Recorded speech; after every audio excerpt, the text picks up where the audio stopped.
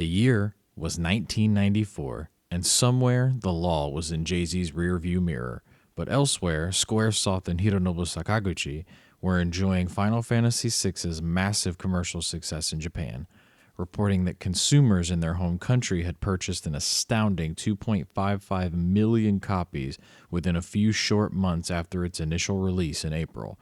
Despite this, in America, the game was considered a commercial failure by Squaresoft and Mr. Sakaguchi. However, they would continue on undaunted. Shortly after the release of Final Fantasy VI, Squaresoft and Mr. Sakaguchi set out to begin creating Final Fantasy VII, only this time they had vast amounts of capital to truly approach the production process without any of the limitations that hindered their creative passions in the past.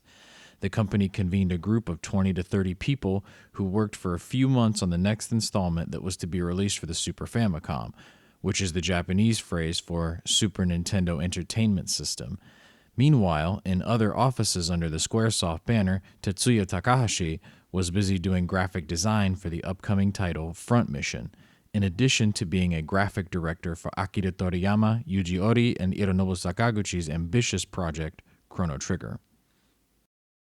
Elsewhere, Kaori Tanaka, who had also worked alongside Mr. Takahashi and Mr. Sakaguchi on Final Fantasy VI before falling in love with and marrying Mr. Takahashi, was hard at work on Romancing Saga 3.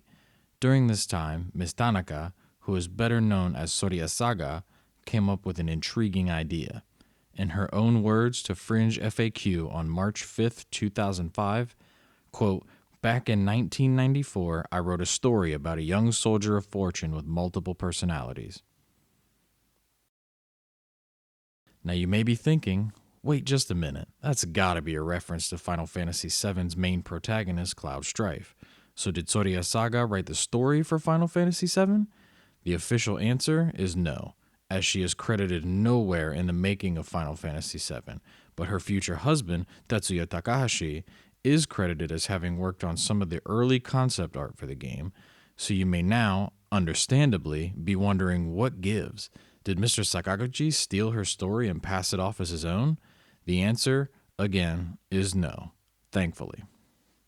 Now, as a good friend of mine often says, what had happened was, as Ms. Saga explained to Silicon Era on June 11th, 2010, quote, "I and Tetsuya Takahashi originally submitted it as a script idea for Final Fantasy VII. While we were told that it was too dark and complicated for a fantasy, the boss was kind enough to give Takahashi a chance to launch a new project. Then, Takahashi and I wrote up the full screenplay which contained cutscene dialogues in final form. Thus, the project was born. That project would be called Project Noah, but the world would come to know it as Xenogears."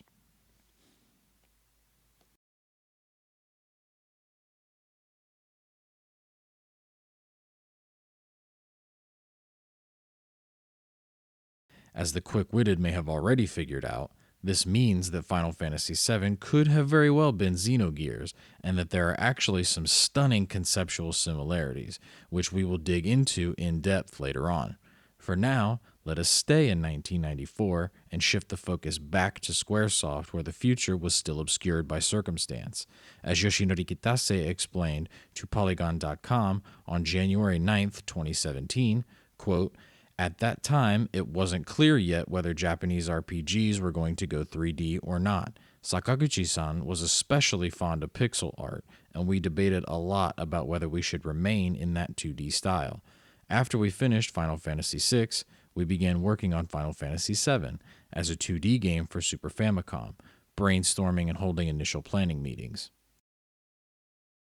In addition to the uncertainty about the technical aspects, the team was still very much wide open and up in the air over the narrative aspects of the game.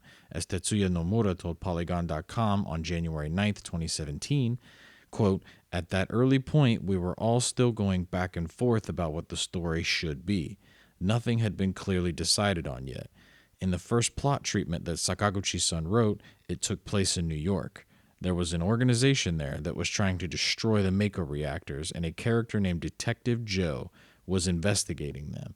There were other characters involved too. One of the members of this organization trying to destroy the reactor was the prototype character for eventual Final Fantasy VII main protagonist, Cloud." It was quite a time of unfamiliarity and uncertainty with an unknown future ahead, but things got even worse when it became apparent that a certain high-profile game had run into development issues. As Yoshinori Kitase put it, quote, "At that time, Chrono Trigger's development was in dire straits, so all the team members switched over to help with Chrono Trigger, and that's as far as it went. Squaresoft then proceeded to allocate its best members to the project to help out with the development, which ended up being one of the best decisions in RPG history." Just like its predecessor, Final Fantasy VI, Japanese fans purchased the first 2 million copies of the game within its first 2 months of availability, but this time something else happened. The game actually sold well in America and was considered a financial and critical success. So not only did they pull Chrono Trigger out of the fire, but now Squaresoft was messing around with that Pablo Escobar type money and could really take a shot to make the jump to 3D. They still had one problem though: which console was going to carry the flag of Squaresoft into the future? As Hironobu Sakaguchi recalled in 2017, quote, "We knew Nintendo 64 and PlayStation were going to be the next hardware generation, and that we'd be developing our next game for one of them. It was similar to when we moved from the Famicom to the Super Famicom. The company decided to use its position to its advantage and do their due diligence in making sure that their next move was their best move. This set in motion a series of events that would eventually evoke an erupting earthquake whose effects would eclipse the elements of video game history. Square had been developing video games almost entirely for Nintendo's hardware since being licensed by Game Arts to develop a port for their game Thexter in 1985, which eventually led to them working alongside Works to develop the 1986 title King's Knight, which was the company's first ever release of a video game as an independent company. Now, years of commercial partnership and brand loyalty were on the line, and while Square certainly gave Nintendo's new hardware the first chance, something was going wrong with the traditional hardware test that the Final Fantasy developers used before making the game. The Behemoth test, as it's known, was giving Mr. Kitase some trouble. He recalls, quote, "Anyway, we made a 2,000 count polygon version of Behemoth for the Nintendo 64, but when we rendered and animated it, the frame rate was way too low. To properly display Behemoth with that technology, we needed 2,000 polygons, but it was a little too much for the hardware. That was part of the problem with choosing Nintendo."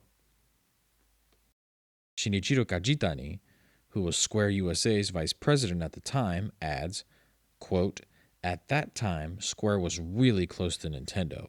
We were basically like a second party for them, so when their new system was in development, we gave them lots of advice. Like, you're going to need a CD-ROM drive for it. You don't have enough bandwidth to do what we're trying to do. And with what you have now, we're not going to be able to make an RPG. We gave them lots of advice, but Nintendo president Yamauchi-san at Nintendo basically refused to listen to any of it. And that's when Sakaguchi-san and the management team at Square decided, okay, we're going to go with Sony now." Faced with the reality that her man wasn't going to change, Square had to dump his ass for someone better. Someone with more space for all her cool shit. Someone who was willing to change and grow for the better. Someone who wasn't so two-dimensional. This led Square into the open arms of Sony, who all too eagerly provided a license to a whole new world of possibilities. Now that Square had figured out which console they could make the best use of, they were free to focus their attentions back on Final Fantasy VII's development. The company would spare no expense and do its absolute best to assemble the top tier of its talent to complete this grand endeavor in the uniquely new world of 3D. They figured, why fix it if it isn't broke? And decided to reassemble a great deal of the team who had worked on the previously successful Final Fantasy VI. Included amongst these incredibly talented individuals was the intrepid Tetsuya Takahashi, who would work with the team on early concept art. Yet something did not feel the same for Mr. Takahashi. Something was different, and that something would cause him to leave the series that he had been working so hard on since Final Fantasy IV. In Takahashi's own words, quote, "When it came to making a role-playing game, I had the planning ability and I wanted to try my hand at presenting a world, character modeling, and things like that. And apparently this desire burned so deeply within him that he wasn't afraid to let his superiors know, because he continues on to say, quote, I used to start fights all the time, confronting my superiors at the top of my voice. I wanted to make a universe. At the time, Final Fantasy VII was using pre-rendered computer graphics, and I thought, you can't make a world with this approach, so I wanted them to use 3D for everything." So, Mr. Takahashi wasn't trying to hear nothing about no pre-rendered bullshit and thought he could do better with 3D for everything. To make matters worse, this was all in addition to some troubling feelings from Mr. Takahashi. He elaborates, quote, "I think the reason why I left the Final Fantasy VII team had to do with the misanthropy I talked about earlier. I can't go along with someone who doesn't want to go in the same direction as me. I was also young then, too, so I questioned myself. Why am I making something I don't even want to? We didn't really fight or anything. We're good friends, and we went to go out and eat together. I don't hate them, but I just don't feel right about it. That took a toll on me, so I wanted to leave the team and make something else." Not one to take this kind of treatment lying down, Mr. Takahashi made a bold move to shake things up. As he describes it, quote, "In the beginning, when the base plot itself was first in production as a Final Fantasy or something like that, I sent a proposal to the higher-ups saying, how about this?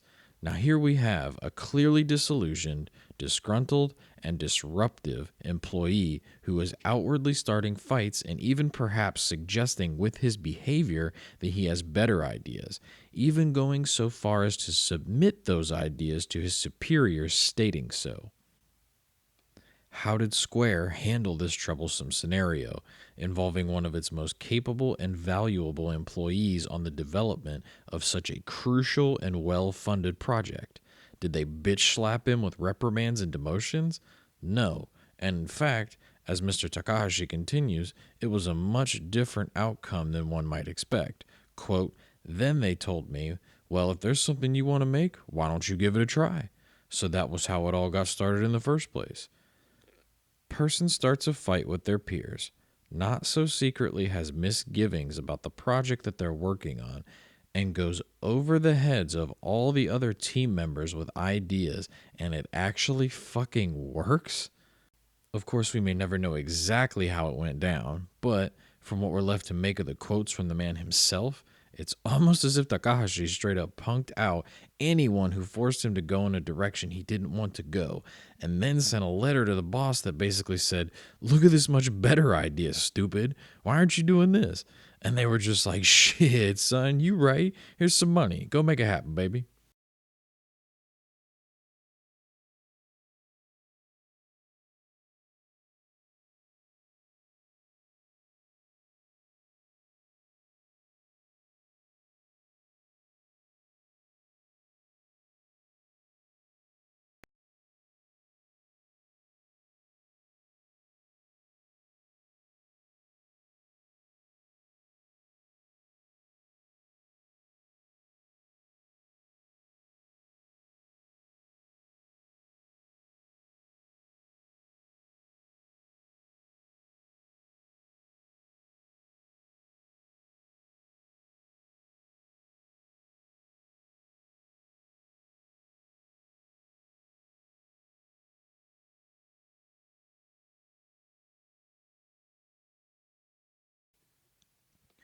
With the official green light to make whatever the hell he damn well pleased, Takahashi set off to begin the planning for this original title, which was to be codenamed Project Noah. And with a largely new and unproven development crew that would have to adhere to Square's standard 1.5 year work limit.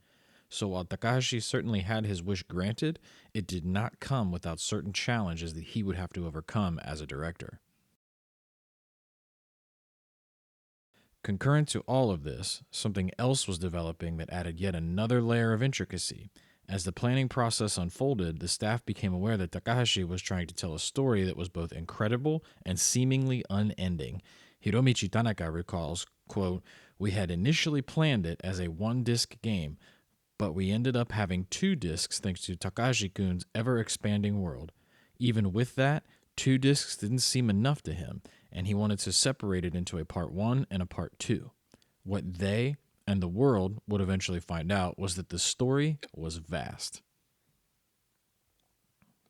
Vast enough to populate a 6-episode epic that would take place across a period of 15,000 years, which was surprisingly already an even shorter version than originally intended. Takahashi iterated, quote, "Xenogears was originally planned to be a story of space that spanned 15 billion years. So the actual game of Xenogears covers episode 5 of that. Initially, we had separated the events of 500 years ago as episode 4 and the modern era as episode 5, with 4 being part 1 and 5 being part 2. But the company told us to bundle it into one." The couple's multitudinous story was to be the basis for Project Noah, but it became more apparent as the development went along that this ambitious story would ultimately prove to be one more constraint that would hinder the production of Xenogears. The added challenge of making the jump to 3D gaming on a brand new console with a young and unproven team certainly did not help matters.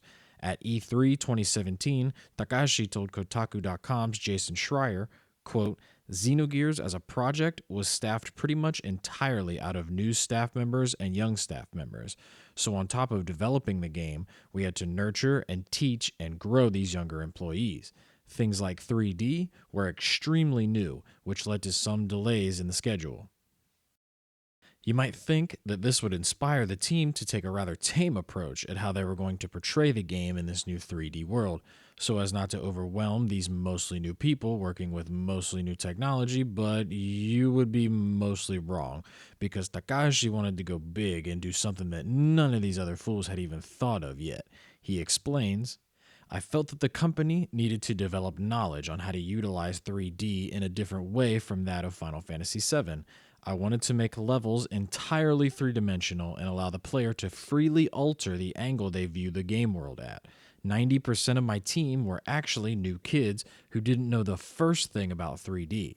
The most difficult thing was the psychological side, helping people adjust to the team, talking through their worries and concerns with them, and so on. It was then that I realized that Sakaguchi-san had been dealing with this kind of thing all along."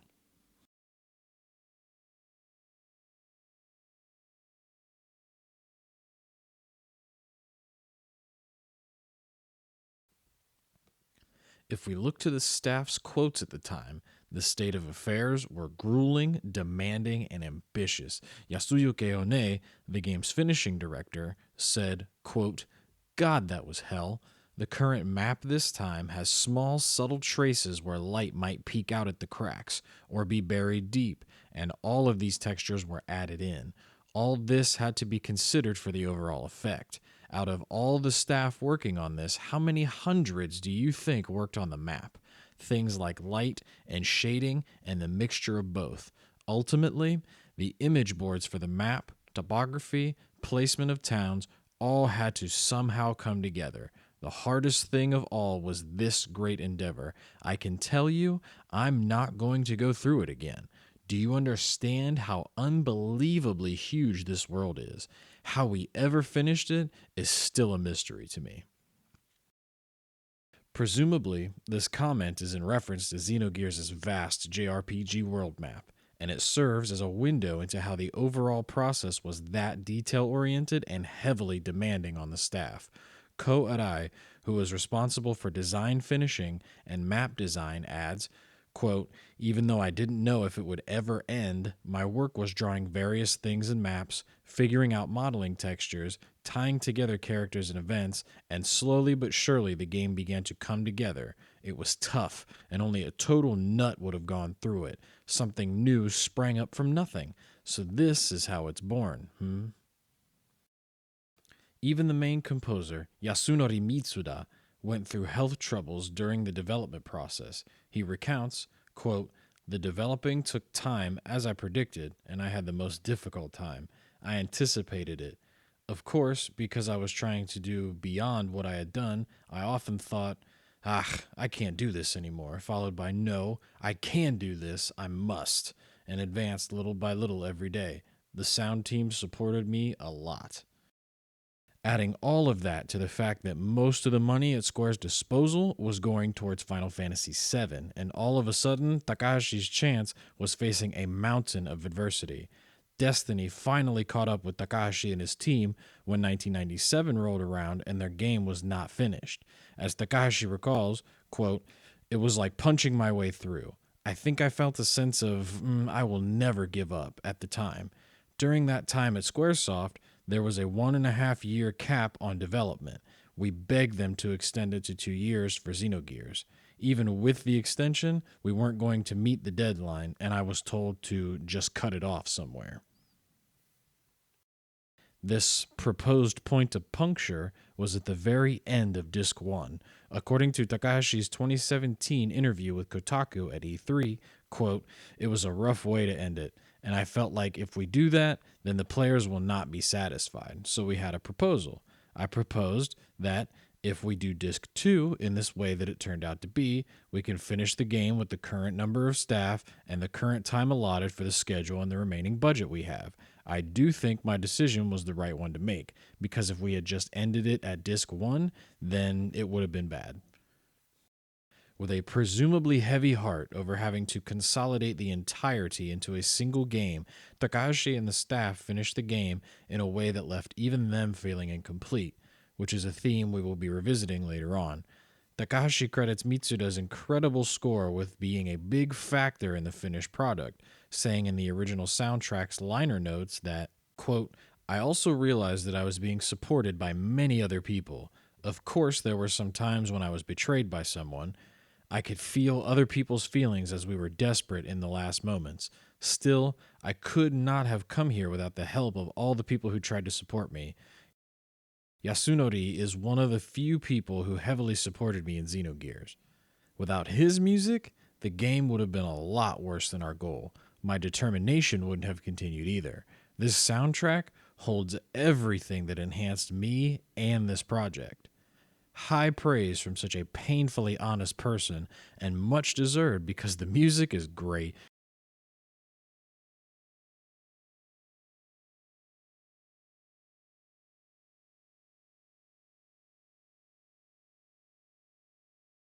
Upon completion, one last hurdle lay before Xenogears was released to the Western world in the form of localization.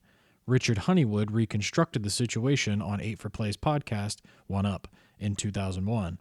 Quote, "It was the project from hell. Translators walked off it. One reason was that it was too technical, and the other was the religious content. They actually called the last boss Yahweh." Richard continues on, quote, "At a development meeting in Japanese, I was saying, 'You can't call it Yahweh. You can't do that.' I was getting exasperated, and in Japanese, I said Yabeo. The adjective yabai is Japanese slang for something dangerous, unfortunate, or otherwise inconvenient, and they all laughed and thought it was the greatest pun ever, and so the last boss was suddenly called Yabe. They took every biblical reference they could and tried to twist it. One of the translators was a bit worried about this and was like, 'I don't want to have fundamental Christians or other religious groups being upset and blowing up our office.' And I guess in the States, at that time, it was a concern. So I had 2 translators walk off it, and I was stuck there by myself." Considering that this was around late 1997, early 1998, this was more than understandable due to the heavy Christian fundamentalist activities over abortion and other subjects in the United States of America at the time and in the years prior. Mr. Honeywood expanded upon the subject once more, saying that, quote, "The hardest project for me to translate was Xenogears. The game was ambitious, even for Japan. It was the first major title I had to manage and translate myself, because of its controversial content and the linguistic and conceptual challenges it presented. The original translators assigned to it quit or asked to be assigned to other titles. When it went over schedule, I ended up having to not only direct, but translate and program as well. Heck, I even burned the master discs. The team basically left it in my hands as they went on to their next game. I worked around the clock, sleeping in the office for months to bring it to a shippable state. At the same time, I had trouble with my own religion when the elders heard about the content of the Japanese version. As a translator, I wanted to respect the game's creators and keep the content as close as possible to the original. Even the non controversial parts were hard to translate, all those scientific concepts and philosophies. I look back and wonder how we ever finished it. I guess my naivete at the time was a blessing in disguise. If I knew then what I know now, it would have been a totally different game. Gotta say that last line really makes a person wonder just how different things could have been. But regardless of that, this man deserves some of the highest praise we could ever possibly heap upon another human being. Here's a guy who has his whole team quit, someone else's game dumped in his lap, and catches blowback over the game's content in his own religious circles.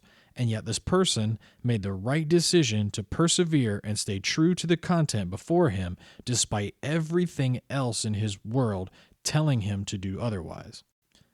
Good job, Richard. You the real MVP. So how did this game turn out after taking all these twists and turns while leaving damn near everyone who worked on it begging for an end and wondering how it ever got finished? Why don't we take a look?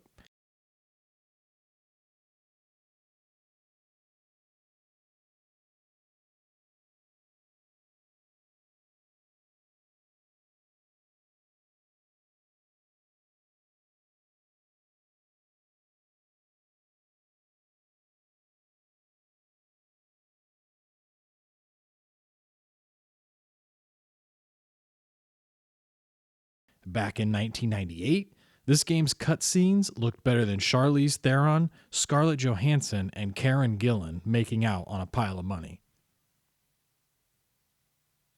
I'm sorry, what was I talking about? Oh, right. And it featured some of the most cutting edge console graphics ever seen. Some people and critics did not like them, but the general consensus was that they looked great. Given that this title was among the first in its genre to make the jump to PS1 3D rendering, it is astonishing what this team was able to pull off.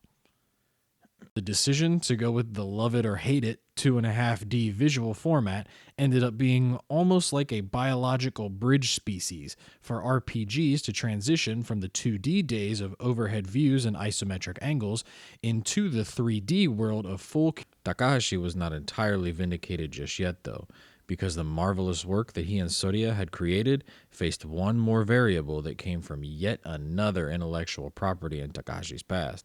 Takahashi stated in an interview with Creators Talk in 2002 that, quote, with Xenogears, in the very beginning we started from the point of making a sequel to Chrono Trigger, but as various arguments with the publisher piled up, some practical difficulties came up. Thanks to Sakaguchi-san's great efforts on our behalf, we were allowed to make it an original title. So when we started development, we had parts that wouldn't fit in a fantasy world, and I was worried about the motivation of the staff. To an extent, we made Xenogears a cross between science fiction and fantasy. But now, as a 32-year-old in the year 2020, it looks like a writhing pixelated shit sandwich. Even playing it on a PS3 doesn't do much to make it look better, because many of the issues are due to the PS1's jittery textures, which can be attributed to the console's hardware limitations, and no amount of upscaling can improve the source material. The only portion of the graphics that aged well were the rendered cutscenes. They still look awesome and downright epic in some instances. Beyond the graphics, the art direction in this game is incredible. Admittedly, I am biased because I love giant robots and military science fiction technology, but the way this game blends pastoral with technological is insanely well done. So much so that if you didn't look at the cover, you may not even realize it's a game that deals with over-the-top technology until a certain event takes place in Leyhan. And even then, the plot portrays the world in such a way that it makes sense for it to be this mixture of giant robots and sheep herders. Add to that the fact that the technology in this game is so diverse and well thought out that it enhances the already unique character designs and varied world that it exists in. The characters, playable or otherwise, strengthen this recurring theme of variance running the gamut from little kids with huge personalities to giant demi-humans that beat the ever-loving shit out of everyone. The spells and death blows that the playable characters have all look great and only serve to complete the characters they belong to by giving us visual proof of how powerful each character is with their given methods of fighting. All of which is nestled into a well fleshed out world that features almost every biome you could imagine, complete with dungeons and cities to match the characters and technologies that inhabit them.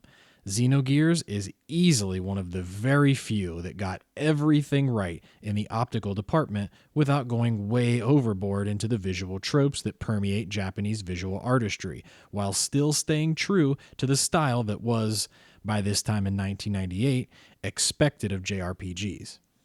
The overall presentation of these visuals is incredibly cinematic and oftentimes looks much more like a science fiction movie than a video game, thanks in large part to the deft use of camera angles. This type of thing is pretty much commonplace now in good video games, but back then, this was groundbreaking and almost completely unheard of due to technological limitations and other factors.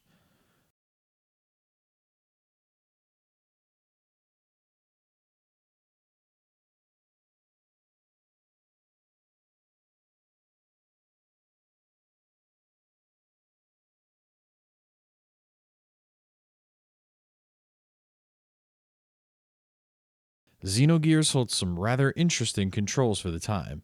It was one of the first games of its type to allow the player to control the camera angle and jump, which today is, basically just standard stuff, but back then when I hit triangle and jump for the first time, it was like the first time that a really attractive girl made a move on me. I was like, "Oh, damn, this can actually happen? This is great." Xenogears also has some medium level platforming that makes use of the two functions that were mentioned before. This was also groundbreaking and was just something that didn't really happen in JRPGs outside of dedicated minigames. As great as these things are, they have their problems. Lots of people complain that some of the platforming was unforgivably hard in certain areas, and after playing through the game again, I can't help but agree. The biggest issue arises when a battle is about to start. You are allowed to move after it's been determined that a battle will start, but for some ridiculous reason, none of the buttons work as they should while it is loading the battle. This leads to many instances of simply walking off of a ledge because you got hit with a battle before you jumped. This is incredibly frustrating, and when you consider that the characters will easily slip off of a ledge, it veers into Dark Souls territory in terms of fairness. Sure, it's not necessarily hard, but it is very easy to do it wrong. That being said, at least they give you some hapless enemies to take your frustrations out on.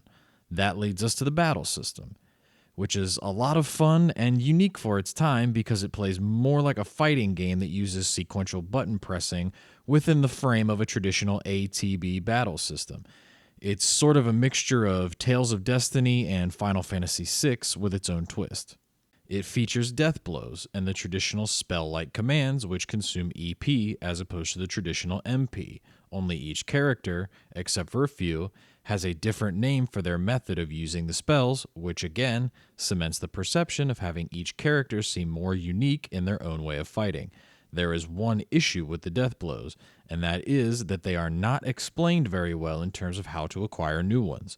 They all function the same across all characters, in that they use button commands ending with X. For instance, triangle X is the first usable death blow. Each character gets a certain amount of attacks per turn based on their level, starting with 3 and going up to 7.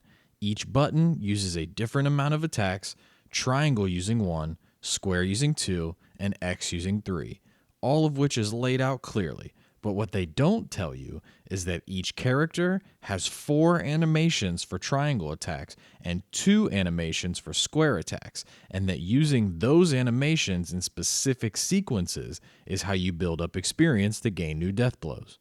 For instance, if you want to learn the square triangle X death blow, you have to use that button combination in battle over and over until you learn the death blow for it. This is incredibly troublesome if the player realizes it too late and can't output enough damage to beat a boss and has to start over from an earlier save. One would assume that the often dreaded tutorial battle or the immersion breaking tutorial NPC would clearly clear this kind of thing up, but there just isn't a tutorial battle for non-gear combat, and the only tutorial characters don't explain this.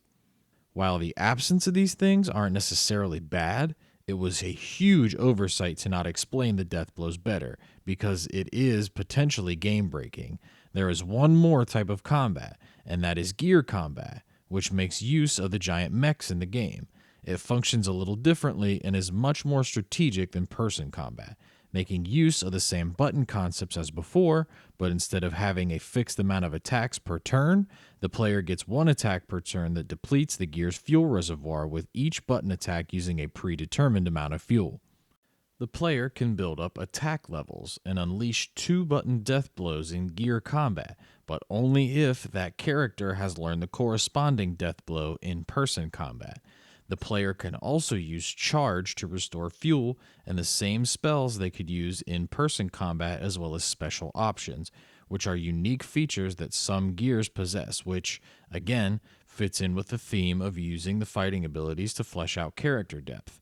The aforementioned difficulties with learning death blows and the resulting consequences could potentially create balancing issues for any new players, and while it would be reasonable to assume that veteran players experience no balancing issues, the reality is that veteran players will know how to break the balance in favor of the player.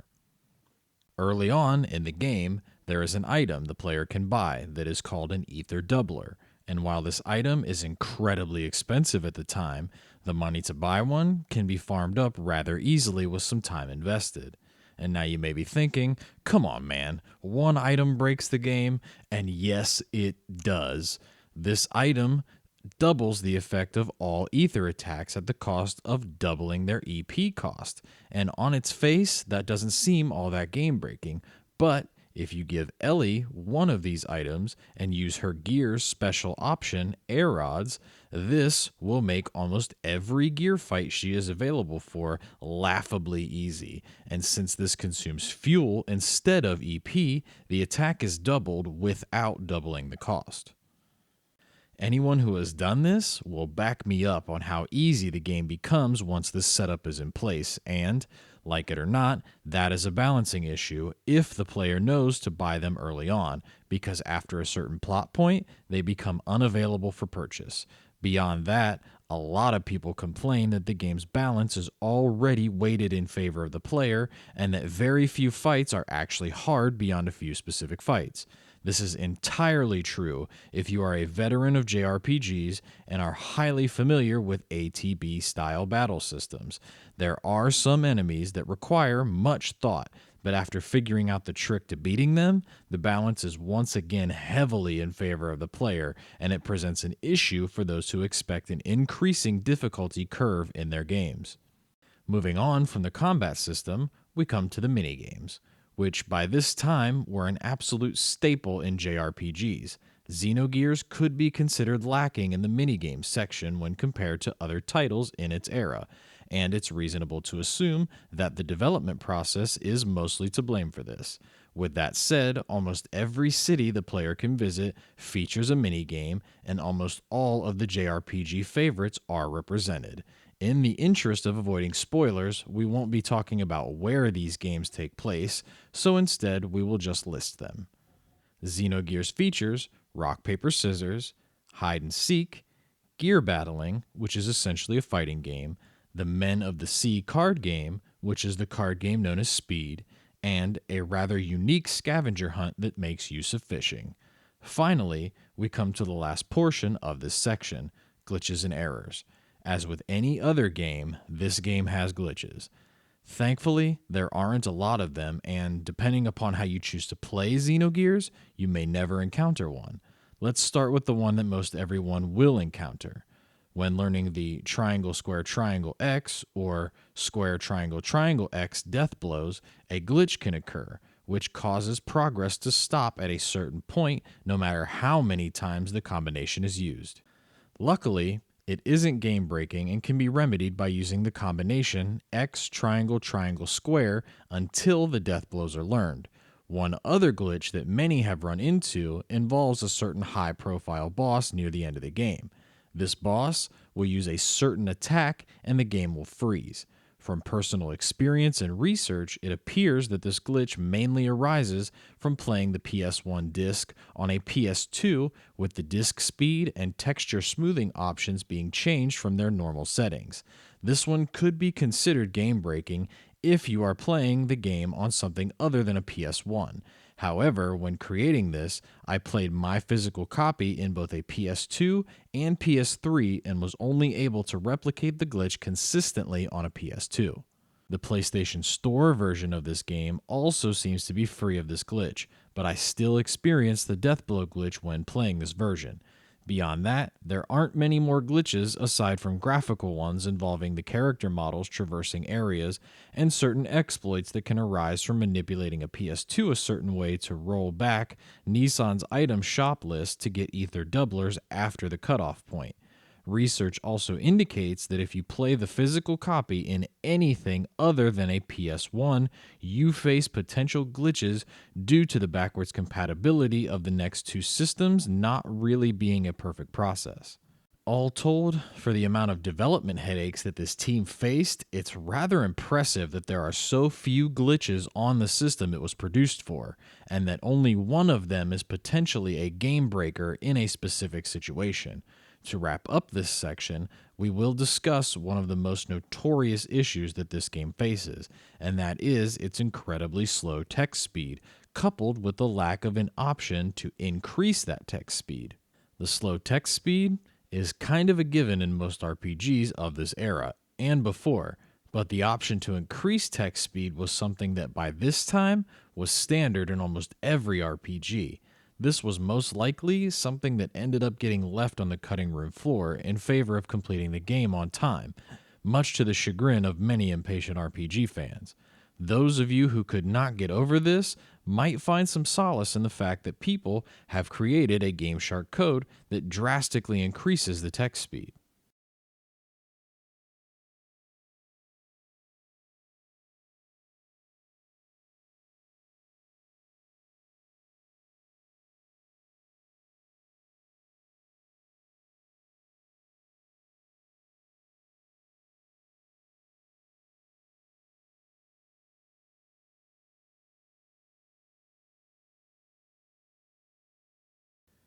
Here we are, folks, the meat of this review section. Xenogears features a story that few other stories could ever hope to compare to, and I'm not just talking about video games. To avoid spoiling anyone, we won't be diving too deep into discussing the story until later on, so for now, let us focus on its themes, cohesion, and overall delivery. But before we get there, you must know one important fact about this game's story. By now, many of this game's fans, and anyone who watched the beginning of this video, are aware that Xenogears is one episode of a 6-part story. This was not revealed to the general public until the release of the book entitled Perfect Works: The Real Thing by the game's developers. It is in this book that the developers hoped to help us make sense of this game's massive story after they realized that further episodes were likely never to be made. If you want to read this amazing book, there will be a link to an English translation in the description. Now that you know that, it is essential to explain that Xenogears is technically episode 5 of 6, but due to the development issues, Disc 2 features portions from earlier parts in order to portray a full narrative. Understandably, there are various discrepancies and contradictions that arose from this, and again, this is mostly due to the issues that plagued the game's development. Now that we have that in place, let us explore the main theme of this game, and that is grief. Each and every character, as well as most of the people you encounter in this game, are experiencing or have experienced some level of grief and are displaying various levels of neuroses as a result. Their various interpretations of the grief and methods of rationalizing their lives following this grief plays into the other main themes that are on display: the concept of a broken mirror and psychoanalysis. Stop and imagine for a moment that a broken mirror is lying in pieces on the floor in front of you. Each individual piece is portraying your reflection, yet each individual piece is uniquely shaped and has a distinctly different shape of that reflection that makes it unique yet the same. This metaphor is central to so much that is within this story, from the origin story told within the game to each and every member of the game's world who experience the same emotion and yet interpret it and deal with it differently. This feeds right into psychoanalysis and how many people can experience the same exact thing and yet deal with it in their own way. The creators very obviously took a great deal of influence from some of the greatest minds in psychology, including Freud, Nietzsche, Jung, Jacques Lacan, and Karen Horney, even going so far as to use their names for certain characters that embody the principles they taught.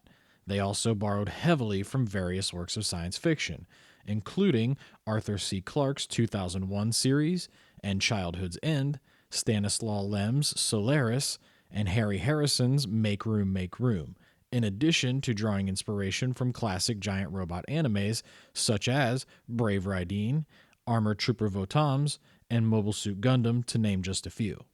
All of this, rolled together, comprises the core of the narrative and the world that it exists in, and it gives Xenogears a feeling that is unique to its era and would not be approached again until the Xenosaga and Xenoblade series, and even those games did not veer into the dark territory that this game lives in, which brings us to our next subject: delivery of the narrative. Time and time again, this game will flat out punch you in the face with harsh outcomes and brutal events that serve to pull you towards that overwhelming feeling of grief that permeates everything. Some of these events are downright shocking, and at the time, it was stuff that just did not exist in mainstream console games. If you are a person who is often empathetic towards the characters in RPGs, or if you have any kind of feelings at all, this game will take you on an emotional ride every single time you play it.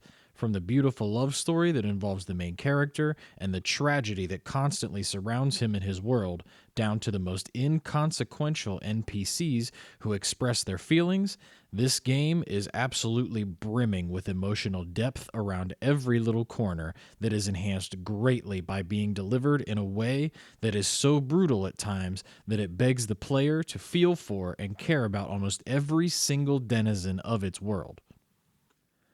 Even with all of this great subject matter and the unique delivery, the story has one big issue that stems from the same problem that hinders this game as a whole: the development. The one big issue is pacing. All throughout Disc 1, the pace is rather slow and drawn out in favor of allowing the player to immerse themselves in the world securely, which was standard for the genre at the time. But upon reaching Disc 2, things take a much different turn. The control is mostly taken away from the player, and the story is greatly sped up and told through the characters narrating what happens instead of letting you experience it as it happens.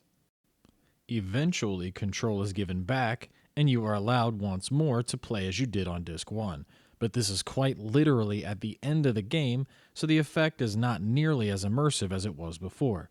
That being said, in spite of these pacing issues, the payoffs that Disc 1 was building to are more than worth it in the opinion of this reviewer, and if you are considering playing this game, you should not let this hinder you, because Disc 2 has more depth of story in it than some games could ever hope to have as a whole.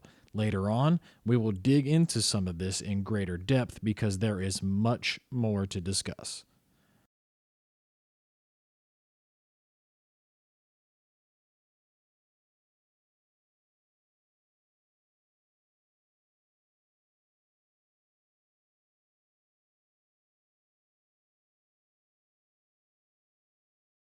So much can be said for the score that Yasunori Mitsuda created for this game. It is absolutely amazing and is as beautiful as it is dark. It would be unfair of me to not admit that I am biased in this regard because Mitsuda is my biggest influence as a musician, and between him and Nobuo Uematsu, they are the reason that I ever picked up a musical instrument. Now that we have that out of the way, allow me to fangirl a little bit harder here. The music fits this game so perfectly in so many ways. From Ide's theme, The One Who Is Torn Apart, to Shavat, The Wind Is Calling, the music does such a good job at immersing the player even further into the depths of emotion that are on display. It boggles the mind, even for a person who has years of composition experience, to understand how this man and his team were able to produce music that was so accurate and so beautiful. Most of it is on par with the now world-famous music from Italian horror films by the band Goblin.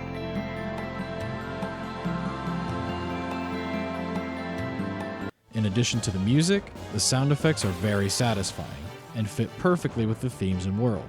When I first played this game, and now 22 years later, I really felt like Faye was truly beating the shit out of enemies and like he was really operating a gear. All because the sound effects added that little extra bit of realism, which deepened that feeling of immersion. That is the mark of a good sound team: music and sound effects that tie the experience together. As much as it pains me to admit it, there are some problems in this category. The biggest being that there just isn't enough music to span this massive narrative, and sometimes the game falls into using the same song so much that it sort of waters down the effectiveness of the song. For instance, the song Invasion is a song that you will be hearing a lot, and granted, it is meant to make one feel like they are sneaking into a dangerous place, which is definitely something that happens a lot. But I have heard other reviewers say that they got downright tired of hearing the song, which is totally fair.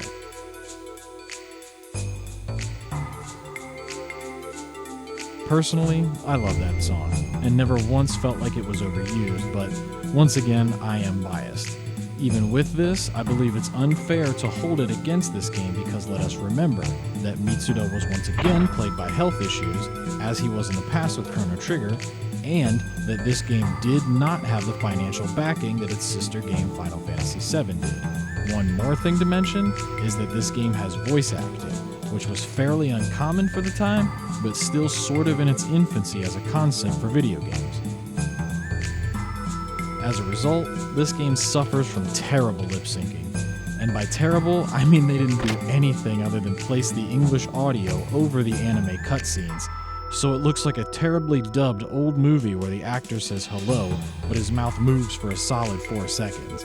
Certainly, we can imagine that if the development were smoother, and if the budget were bigger, this and the fact that the game needed more music likely could have been addressed. And, during the time, it was enough for most people just to have English voice acting, because most games that did this just used the Japanese audio, much like Tales of Destiny, for instance.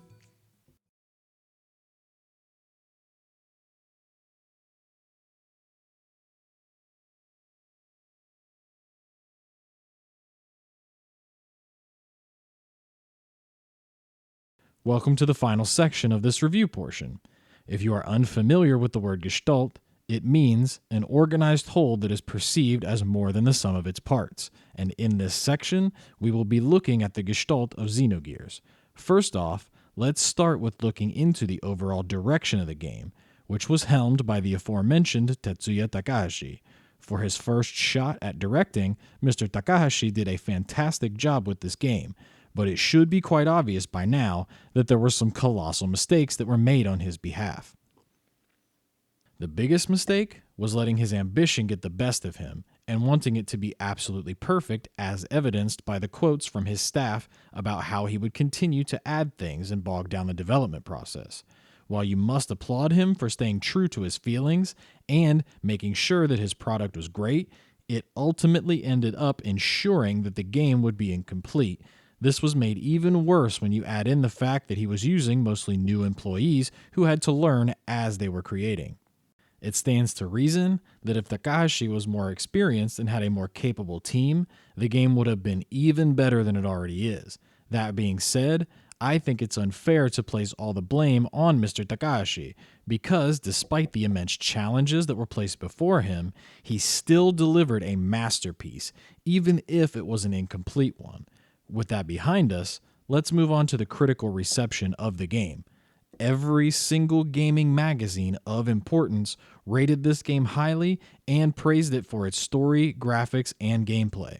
Xenogears was also awarded the Best RPG of the Year award in 1998 by Game Informer and the official US PlayStation magazine, and was Electronic Gaming Monthly's runner-up for the award as an editor's choice, but took home RPG of the Year in the Reader's Choice category. In 2005, it was rated as 32nd on Game FAQ's Best Game Ever list and was placed in the same spot on IGN's Top 100 Games Reader's Choice list in 2006, following that up with being placed 28th in 2008. The Japanese magazine Famitsu reported that it was voted the 16th best video game of all time in 2006. As of March 31st, 2003, Square reported that it had shipped 1.19 million copies of the game worldwide. So, the game was well received, and sold over 1 million copies in 5 years, and deservedly so, because the overall product is fantastic. This game is incomplete, have no doubt about it, but somehow that doesn't detract from its mystique, which leaves the player to think about the game for long periods of time after completing it. Anyone who has played through this all the way and enjoyed it will attest that this game sticks with you in ways that you never thought possible.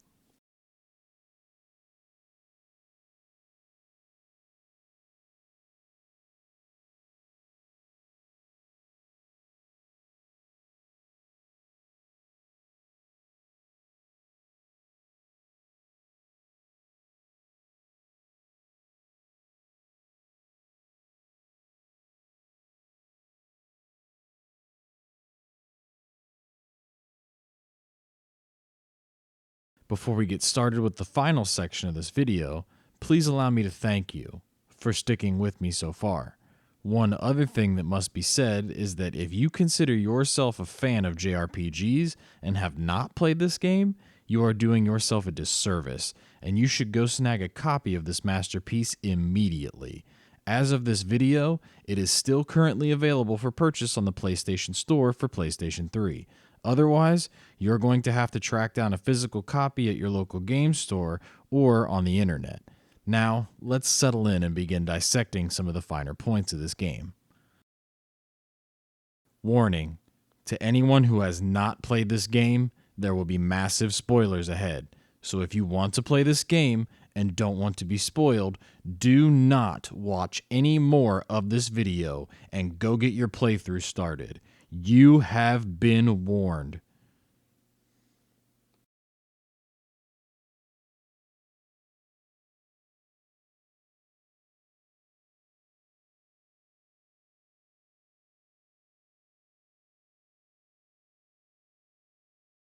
Something you may remember from earlier on is the concept of a broken mirror. For a long time, I had seen this old boy Choo-Choo's comment, and this comment from Cloud, but their significance was lost on the much younger me. It wasn't until playing through again and discovering the study guide that it all came together for me. Now, it is incredibly unlikely that Takahashi set out to create a game that was unfinished to fit a theme, but somehow that is what ended up happening. We can look to so many instances in this game and see so many characters feel grief over something that is incomplete, usually from having lost something or someone. Things from Deus being incomplete and thus using Krelian's nanomachines and all of humanity to restore itself, to Lakon leaving the painting of Sophia incomplete so he could have an excuse to be around her, and in turn feeling even more incomplete as a person for not being able to truly express himself to her, to Faye's utterly incomplete psyche, or even to Ramses feeling incomplete until he defeats Ide because of his inferiority complex. I could go on for hours, but by now you probably understand and could likely be pointing out other instances.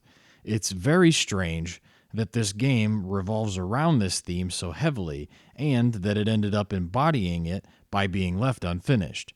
The same can be said for the overall story in The Perfect Works, and how we only got one game and one book as pieces of the complete mirror.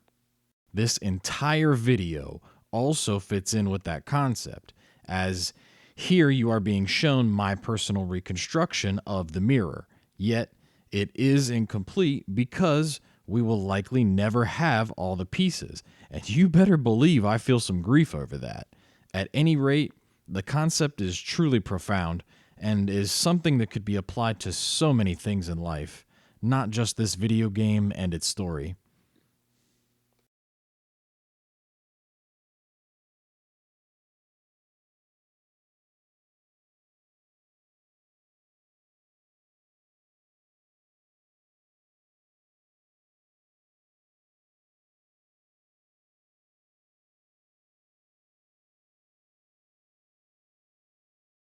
Now, let us dive deeper into the broken pieces on the floor in front of us.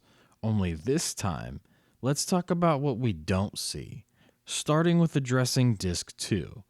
As you already know, Disc 2 suffers from a giant break in pacing, and the world map is a much less functional version of its former self. The world map could easily be explained by the fact that there wouldn't be much of a reason to go back to a city that is unpopulated, since most of the world's population now exists as terminal interface weapons and parts for Deus. But how cool would it have been to actually see those ghost towns up close, and maybe have random encounters enabled, plus new items to find or survivors to rescue? It would have been fucking awesome, and would have made the world that exists on Disc 2 feel much more immersive instead of what it was, which was basically, okay, now that you know why Deus is immobile on one continent, here's a few old dungeons, the ruins of Nortun and Shabbat, and 2 optional dungeons that we finished to explore.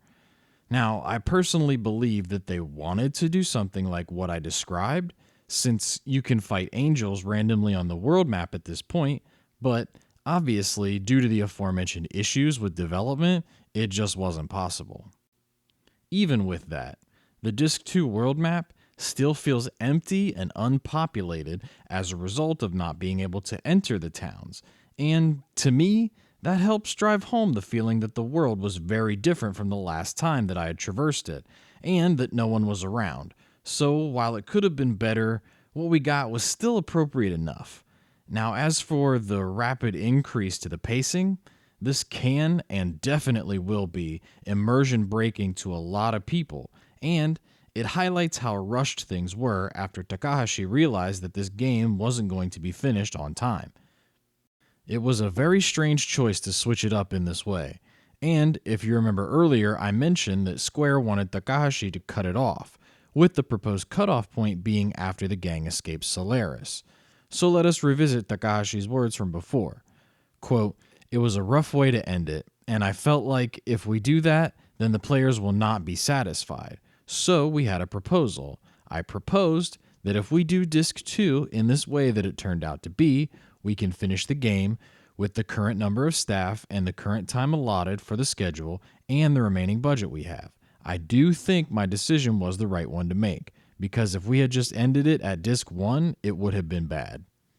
And he continued, quote, "If I cut it off, all of it would have disappeared forever, and I thought really hard about it, and the outcome is what you see in the game. I think in the end, it probably worked out for us. If we didn't have any of that pressure and just worked on the game until completion, there wouldn't have been any effort to try harder. From this, we can reasonably speculate that there was no other choice that Takahashi could see other than breaking the show not tell rule and adopting a purely narrative type of gameplay. Of course, many people will say that they would rather have a complete game with consistent gameplay that left the story unfinished, instead of having an incomplete game with a drastic change in gameplay that has a complete narrative in it. And to those people, I say, fair enough, because that is totally understandable. Yet I would like to ask those people a question. Why does it have to be a bad thing? Sure, they gave you something awesome, and then they took it away, which is something that, based on behavioral psychology, does not sit well with the vast majority of people. but why not give it a chance? Now, I understand that some found it boring to not be able to run around and experience everything as before. But if you already sat through the game's notoriously slow text speed and slow pacing on Disc 1 without getting bored, yet now you find it boring when the game is literally rushing to the end in order to let you play out the finale without ruining the story, then I don't know what to tell you because that just seems inconsistent. If you just don't like it, then that's one thing, but some of the complaints that I heard from friends and read on forums were like that. And I just think it's unfair to call Disc 2 boring because it pays off the most compelling plot points.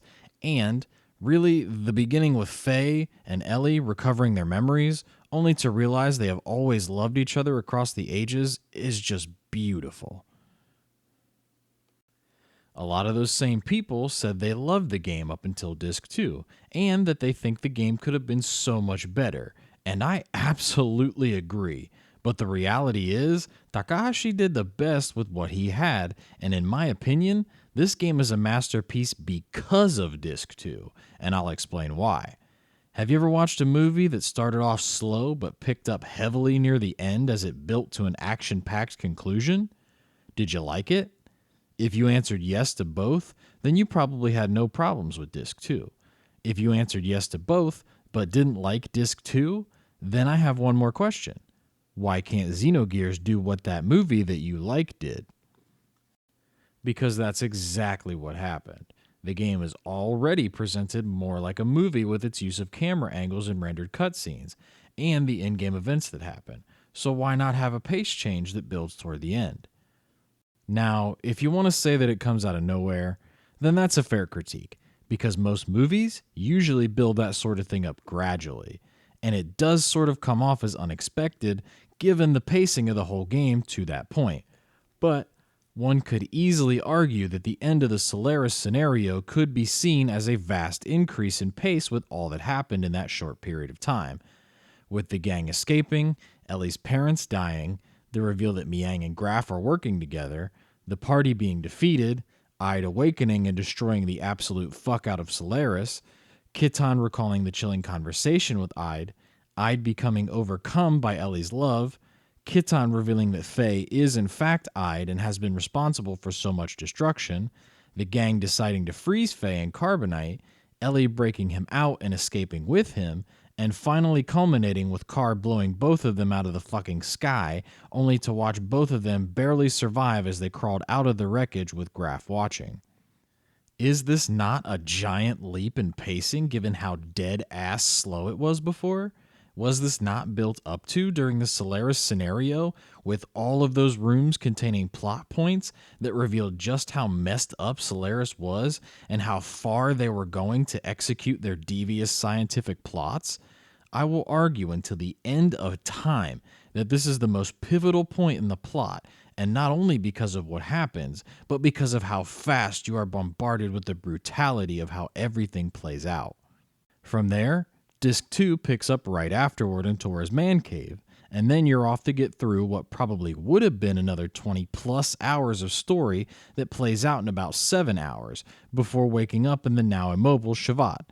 Given what Takashi had, I personally think that this was a masterful move and that he should be applauded for taking the crappy circumstances and making it into something that both pleased Square by not going over schedule and stayed true to the story he wanted to tell by not cutting off prematurely while still having such a profound set of payoffs left to deliver.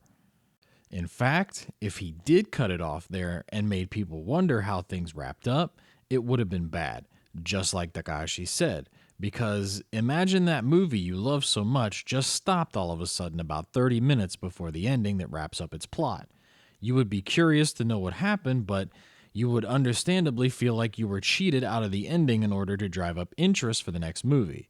Again, if you like that sort of thing, then hell yeah, fam. You do you, and you enjoy your movies and games with unfinished stories that are designed more to keep stringing you along instead of telling a complete story. And no one here is going to judge you for that. But personally, I think we should be appreciating this broken masterpiece for what it is instead of discounting it because of what it isn't. One last thing to mention here is that there was a plethora of content that was planned for, but ended up being unused. From Maria and Chuchu's death blows to Maria, Ellie, and Emeraldo's Omnigears, if you're interested in seeing the stuff that resides in the game files, pay a visit to the cutting room floor at tcrf.net. They have a rather interesting page for Xenogears, and they run a great website in general.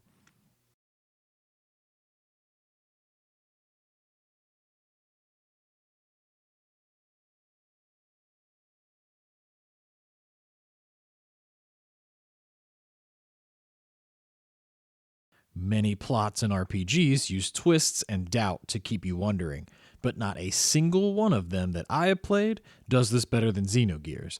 This game is so masterfully adept at keeping you in doubt that you won't know what really happened until you're standing there looking at the thing that all of these NPCs told you didn't even exist. From Shavat being likened to UFO nonsense, to Solaris's masterful disinformation plan, to the ethos disseminating the God creation myth, all the way down to the sewer murders. Let's start with looking at the incident in Nortune. In all the playthroughs that I went through before playing the game this time around, I had always thought that Red Rum was responsible for those murders, but it is in fact Ide who killed those battlers. Red Rum just ate the corpses. So basically, the crew kills an innocent Wells who likely had much of his humanity intact that was just looking for a bell that reminded him of his son. How do I know this? Beyond Kitan outright confirming it in Shavat, let's take a look at the facts. To begin with, Faye had just survived an explosion and was in a weakened state, which is when Ide has the best shot at taking the stage. During the time when the murders are shown and the investigation begins, there are two types of vision that we see, one red and one green. If you really pay attention, you will notice that no one is killed while the green vision is shown. And beyond that, the thing with green vision actively avoids any kind of human contact, as evidenced by the fact that all it does is run away from you until you find the bell. That green vision is Red Rum. Now, if we look at what happens during the red vision, we will see that this is in stark contrast, as that thing literally seeks out the battlers and spills their blood gleefully, which sounds an awful lot like the all-powerful destruction machine that is Ide. Gramps also sheds light on the situation, but he does it just ambiguously enough to make you wonder. He says, quote, "As you can see, I'm a mutant, so the monster never bothers me. But lately, my neighbor has been going around busting things up." On the surface, this statement could be easily confused to imply that new neighbor and the monster are the same thing, since we don't really know how long Red Rum has been down there. But if we look at the statement a little further, the phrase "never bothers me" implies that Gramps has experience with the monster, which implies that Red Rum has been around for a while. And when looking at "but lately" combined with "new neighbor," it implies that something else is down there cramping Gramps' style. This is made even more ambiguous when Rico himself seems to merge the two entities together by saying, quote, "Oh really? We're looking for him." Another thing that throws you off is the monster's name, and the fact that its main attack is literally called Murder. Right after defeating Red Rum, Kitan is shown talking to Kane, who asks, quote, "Has he awoken?" And Kitan says, quote, "Yes, twice. No, 3 times to be exact." Now let's count the Ide events up to that point. Number 1 was the destruction of Lehan. Number 2 was the incident at the Kislev border that claimed the life of Vanderkamp, leaving us with one more, the Nortune sewer murders. This is all immediately thrown back into doubt when Faye and Kitan reunite with Rico, and Kitan says the murders have stopped, followed by saying, quote, "Faye has been proved innocent." This effectively leaves the player in the dark about what really happened, with Faye seemingly being proved innocent until Kitan drops the truth on everyone in Shavat. Now, you may be wondering, why would Kitan not tell Faye? And the answer is simple, because he's a fucking troll. But nah, seriously, why would he risk having Rico try to kill Faye in retaliation? That would only weaken Faye and allow Ide to come back and potentially kill every single person in Nortune. In addition to all of that, there is one more layer to this situation, and that is the little boy at the orphanage who has a similar bell. The little boy mentions his father worked for the Ethos, and he starts to cry when he thinks his father has abandoned him based on what Rico tells him. Truly a sad situation all the way around that is just one more instance of grief brought about by a feeling of incompletion due to the loss of the boy's father. Moving on from the sewers, the other examples I mentioned play out over the course of the game in a much more subtle way. The player is made to believe that various things actually aren't real based on what the NPCs say, and given how most RPGs treat NPCs, the player may or may not decide to believe them, so no matter how the player views NPCs, it ends up being more effective when such disinformation is spread all across the world. I won't go into specifics on the other examples, because I suspect that you realize how well the game disguises itself after looking in depth at the Nortune sewer murders. That being said, I encourage you to play the game and experience the long-term deception that this game very subtly beats you over the head with at every turn.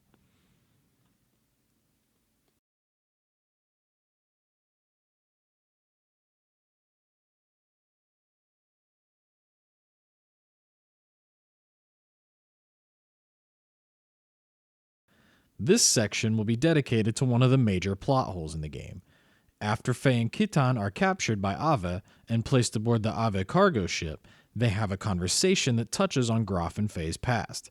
At some point, Kitan goes suspiciously silent and Faye goes to sleep. Directly following this, Kitan is shown speaking with Emperor Cain for the very first time, and the subject of this conversation is what we will be looking into. They speak about the time of the gospel, and due to a translation error, we sort of miss out on the context, so to bring you up to speed, here is how the conversation should have went. Emperor Cain says, quote, "Having filled the earth, we again enter the presence of God, return to paradise, and gain eternal life. That is the time of the gospel. That time is approaching. Until then, we Gazelle must search for God's resting place and revive him.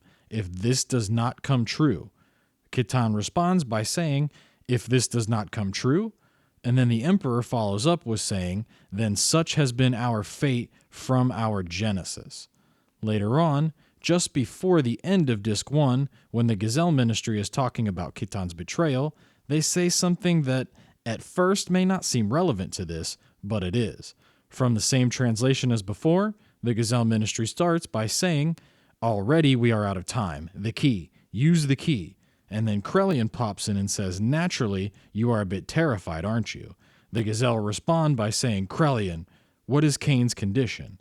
Krelian then says, "Undergoing the usual life extension treatment. It should maintain him for a little longer." And the Gazelle finished the statement by saying, "So there is a possibility that we will not be in time." And one more conversation that happens a short time later bears relevance to this concept. When Cain stops the Gazelle Ministry from using the geisha key, the following exchange occurs. The Gazelles say, "Cain, what are you doing? Our goal will not be fulfilled without the revival of God." Or perhaps you mean to destroy yourself along with God, Cain, and make our goal unachievable. So you may have noticed that both Cain and the ministry were very concerned about this event, but what you may not have noticed is that both entities were chiefly concerned with the timing of this event and the subtle implication that there was a time limit to Deus's resurrection. Since this is obviously very important to them, yet it never gets resolved or explained, one could easily view this as a plot hole, and a very well hidden one at that. So now you may be wondering, what gives? What's really going on here? For the answer, let us turn to the afterword from the Perfect Works book. It says, quote, "Perhaps you recall these words that were spoken by Cain. In the story, they provide an interpretation of how man is endowed with eternal life through the resurrection of God. As I'm sure the more perceptive of you have noticed, no clear and specific explanation of the true meaning behind the words, the time of the gospel, or the three mysterious phenomena bound up within it. Why was it absolutely necessary for God, or Deus, to restore itself within the long span of 10,000 years? Why was there a time limit to this process? Why would mankind be destroyed as a result of this, was ever provided, to the very end? In addition, the interpretations themselves given by the characters who navigate these phenomena vary tremendously based on their individual perspectives. With this in mind, I'd like to begin by considering the true meaning of the time of the gospel as seen from the Gazelle Ministry's point of view. Their main interpretation is as follows. If the resurrection of God does not come to pass, man will also be brought to ruin. This conveys the true purpose for the existence of the Gazelle Ministry itself, created as an instrument of the weapon Deus. In becoming part of Deus, they will live forever. Further, to them, this is life, while anything that prevents them from becoming one with God and returning to the restored system consequently takes on the meaning of death. Shackled to the system, the ministry simply desired the resurrection of God, nothing more. They brought about the resurrection of God only for the purpose of being able to return to the restored system. They effectively met their end at the hands of Krelian, being erased by him. However, their animus essence was propagated into the genetic code of mankind. The resurrection of God came to pass, and, in truth, many humans became part of God, experiencing a return and reunification, being endowed with life. Consequently, at this point in time, they were able to escape the approach of the day of ruin that they had foreseen. Still, if the same kind of phenomenon were to be seen from a different point of view, the resurrection of God would indeed be linked to the destruction of mankind. So let us take a look at Miang's point of view next. From the words of Ellie after she became Miang, the following can be inferred. A being with the ability to create a god will sooner or later become a hindrance. These words refer to the final course of the Deus Restoration Program. But as for becoming a hindrance for what exactly? Taking these words at face value, this would seem to refer to the people of the civilization that created Deus. Since it was made to be a weapon, Deus becoming a hindrance to creators would be sufficient to pose a dire threat to their entire civilization. So the creators of this weapon included a safety precaution.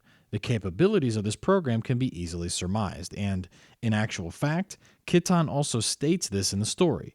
There is one more thing I'd like you to consider. At the time of Deus's birth, its proper creators from this ancient civilization would also have been in the same kind of situation. This is probably the reason why Deus was analyzed, sealed away, and being transported on the Eldridge. Was what happened a simple case of the system going out of control? Who exactly were these creators it refers to? And were Faye and his friends the actual targets for elimination? Be that as it may, it is obvious that there exist two contradictory views surrounding the interpretation of the time of the gospel. Namely, without the resurrection of God, mankind will be brought to ruin, and through the resurrection of God, mankind will be brought to ruin. What could explain this contradiction? They could just as well be seen as a result of differences in subjective actors' individual points of view. In addition, it might not be unreasonable to limit the definition of mankind simply to those who are destined to become parts of Deus. Humans who become parts of Deus and join with it in this way attain life, while those who never hoped for that kind of unification, those who intended to break out from under God's protection, are given a divine punishment bearing the name of ruin. On this point, there is no contradiction between the Gazelle Ministry's interpretation and Miang's words. However, Cain was different. He took this as a contradiction. Cain was born as a part of the Deus system, and stemming from his being shackled in this way, he fervently wished for man's liberation from the bonds of God, in stark opposition to his colleagues in the ministry. Thus, Cain was desperately looking for a solution. If ruin is taken to mean a return to God without unification, then its opposite would naturally be life, attained through preventing such a unification. Cain, thinking along these lines, the ability demonstrated by humans such as Kitan and his peers as representatives of a new seed were a source of hope.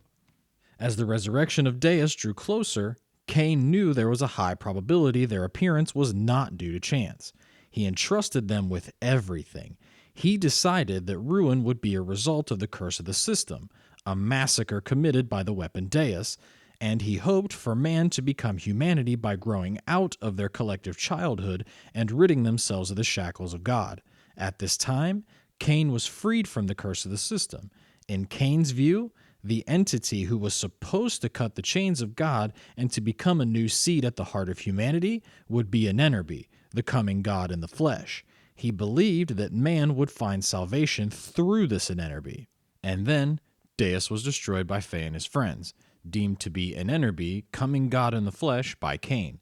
Through their victory in the battle to refuse a ruin of the flesh by massacre or a ruin of the mind through unification, man was freed from their predestined destruction and managed to become humanity. However, if one works with the hypothesis that this destiny is indeed unavoidable, it becomes clear that these events could not have been the phenomena expected to accompany the time of the gospel. The reason for this is that the phenomenon of God's destruction does not have a place here. In addition, does the concept of God here really refer to Deus? If we assume it does for the sake of argument, the question, why would mankind be destroyed as a result of this, can be given a satisfactory answer as per the interpretation in the text above. However, it does not give us a meaningful answer for the two other questions. Why was it absolutely necessary for Deus to restore itself within the long span of 10,000 years? And why was there a time limit to this process? This being the case, it follows that we should probably see the true reason for the ruin of mankind and an Enerby, the coming God in the flesh, as being one and the same. The reason for Deus going out of control during the opening sequence is still unclear, though.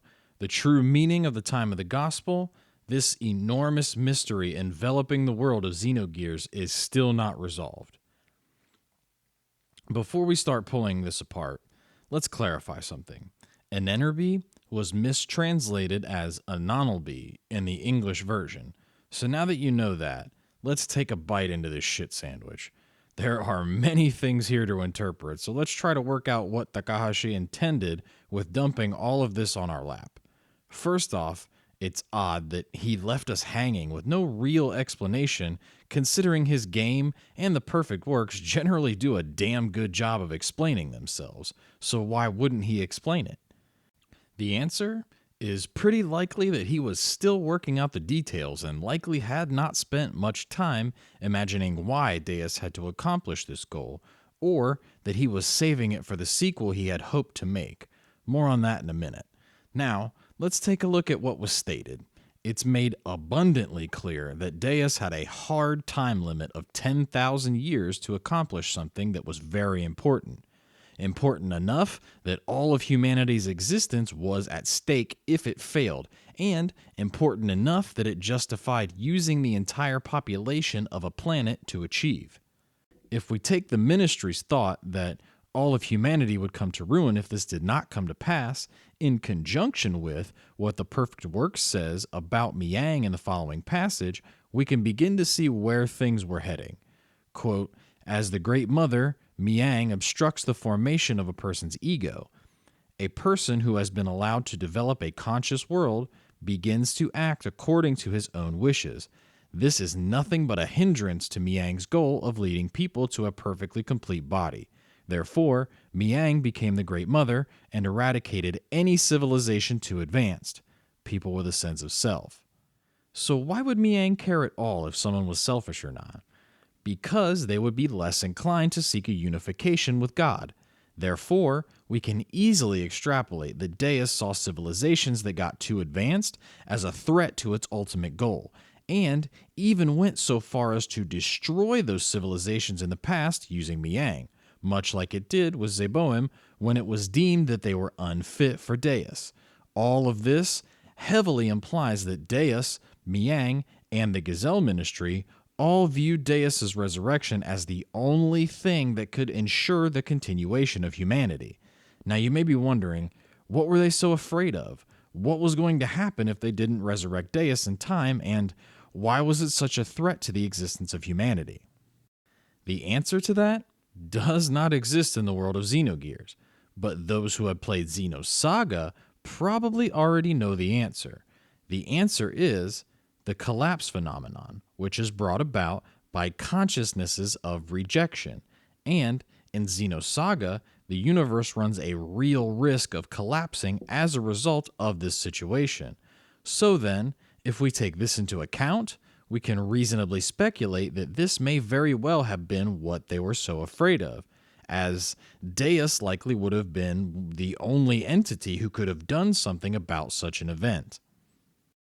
It is also reasonable to assume that Takahashi didn't have all of that figured out quite yet, but considering what he said in the afterword, I personally choose to believe that he was definitely thinking about it. And if we look a little further at a quote from the history chapter on episode 1 from Perfect Works, we can see very clearly that Takahashi was already well versed in some concepts that would be integral to the plot of Xenosaga. Quote, "Long ago, there was an era that came to be called, historically, the time of the Messiah.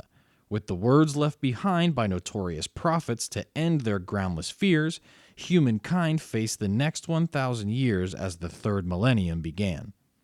The year TC16 from the time that humanity set out for the stars marked the time when Earth became the Forbidden Place. It is said that about this time it became impossible to enter its zone. Why Earth becomes inaccessible, no one knows. At least it is thought that no sudden change took place in the region. Due to an accident of unknown nature, Project Zohar causes the destruction of a planet. MAM is found floating in the nearby region and recovered. As those who are familiar with Xenosaga already know, the Forbidden Place became Lost Jerusalem. The destruction of a planet became Ariadne's fate. Time of the Messiah became Mary and Yeshua's story. And finally, Groundless Fears became one of the most central themes that the games make use of. So what did Takahashi intend to accomplish here? It is impossible to truly know, but based on the information available, it seems to me that his main intent was to lay the groundwork for future installments while filling in the fans on the massive amount of detail that we didn't get to see in the game itself. Based on this quote from the Perfect Works book, quote, "We originally intended to release these sub-episodes taking place in the various time periods of the second episode in several completely different forms, such as a simulation game, a novelization, and so on, but in the end, we crammed all of it into a single game." It is clear that Takahashi had plans to create Xenogears as a franchise that spanned many different forms. And while the Perfect Works book was obviously a part of that, it seems to me that his afterword on the time of the gospel was either intended to drive up interest to keep that plan alive, or that he wasn't worried about explaining the finer points of it because he thought he was going to get another chance to do so in a different medium. At any rate, this is certainly one of the more interesting and thought-provoking plot holes that I have ever come across, and here we are again, looking at a missing piece that makes the pieces that we do have seem even more interesting.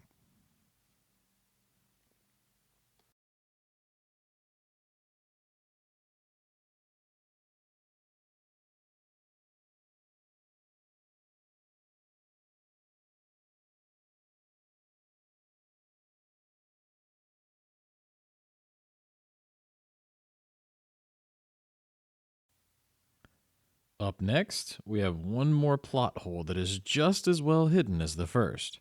Most people wouldn't even think to ask this question, but through research, it was brought to my attention, and that question is, if the society that created Deus was so advanced, why didn't they come looking for Deus, and more specifically the Zohar? Let's examine this concept. It stands to reason that the Zohar is an incredibly useful tool, being that it essentially is a source of infinite energy, and it also stands to reason that any society that could make use of it would value it for whatever purpose they intended to use it for. So why would they just leave it? Why wouldn't they search for it? There is no direct answer to this anywhere that I could find in the game, the Perfect Works book, or countless hours of internet searching, which is mainly due to the fact that Episode 1 was not really fleshed out at this point. What I did find were several theories of varying plausibility, but before we get into that, let's look at some context to set the stage for what I believe are the best theories to explain this plot hole.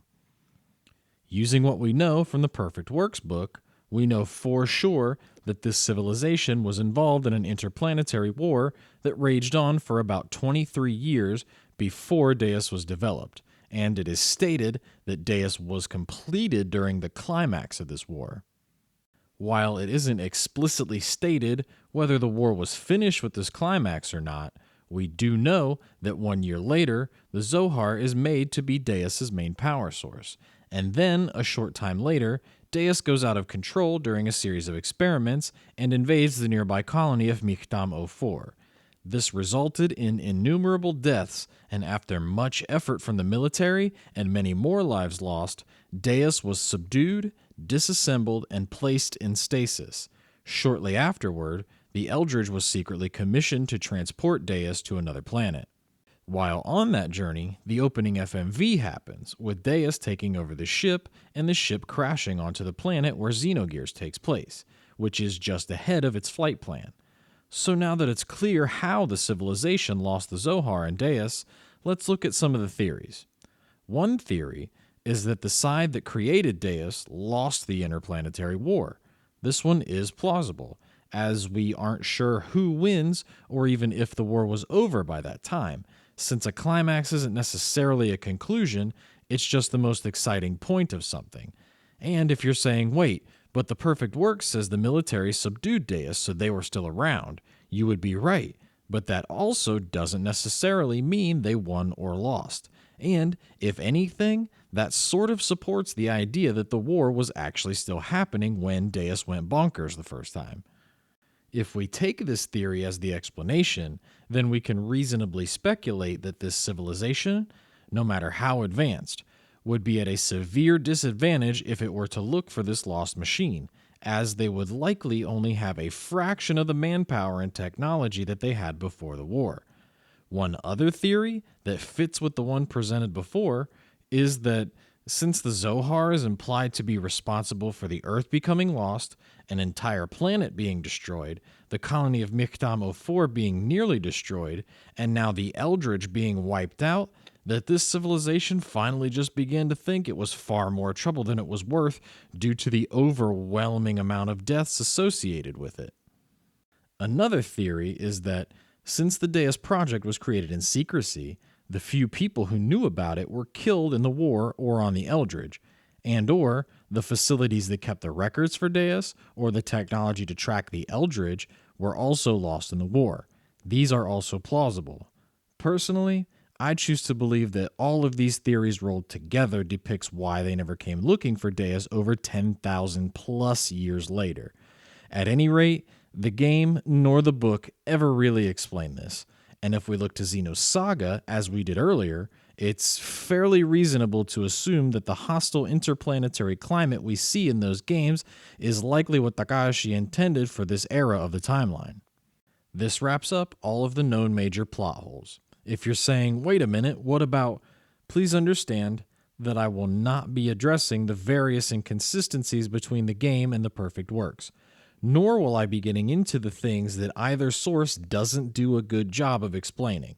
If I did, this video would be hours long, and besides, I guarantee you that if you research the plot hole that you found, you will likely find that Fidormula and Pfeiffer 3 have already addressed it on the game FAQs boards, and their thoughts are definitely worth your time, as they are generally some of the most knowledgeable fans you could ever hope to find.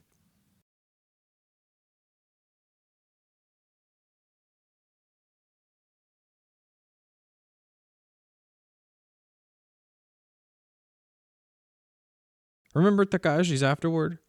In it, he poses an interesting question. Does the concept of God here really refer to Deus? This question alone was one of the biggest factors that made me want to make this video, if only because the only place I've ever seen it discussed was this awesome study guide, which you will find a link to in the description. So let's roll up the sleeves and look at this compelling question. First off, let's assume that Deus isn't God. So then, who is? The way of existence? This may be the case, as the way of existence itself says that it both is and isn't, but that it's more up to the being perceiving it. The wave existence also displays some very godlike abilities, even in the limited amount of time that we're exposed to it. Given what Krellian says during the ending, when he saves Ellie and Faye and sends them back, he also seems to believe that the wave existence is, in fact, God. All of this evidence certainly suggests that the wave existence is a god, but let us remember that the wave existence is also trapped in this realm, and it's kind of hard to imagine that an all powerful being could be trapped anywhere, which sort of suggests that the wave existence is likely more of an avatar than an actual god. However, I believe that this may be a case of a being from a higher dimension just having abilities that we can't comprehend. Think about it like this. We live in a four-dimensional world: length, width, height, and time. And the wave existence is from a higher dimension. Now, what would happen if one of us were to become trapped in a lower level dimension and we interacted with a being from that plane? That being would likely not be able to fully comprehend what we were and a lot of what we could do. We would have abilities that seemed godlike because they went against the conventional understanding of what was possible, but to us, it wouldn't be anything special. Sound familiar? With that behind us, let's assume that both Deus and the wave existence aren't God. So then who is? The contact? This is where things get even more interesting because of something that Takashi said in his afterword. He called the Anenerbe the coming god in the flesh. From the game, we know that Faye, or the contact, who makes a complete contact with the wave existence, is the Anenerbe, and after attaining that power, that being is the only one who can defeat the only other things that are considered godlike. This is further supported by the fact that after the Zohar modifier is disabled, only the Xenogears and what's left of Deus can move at all, as well as the Xenogears and Deus looking very similar to each other.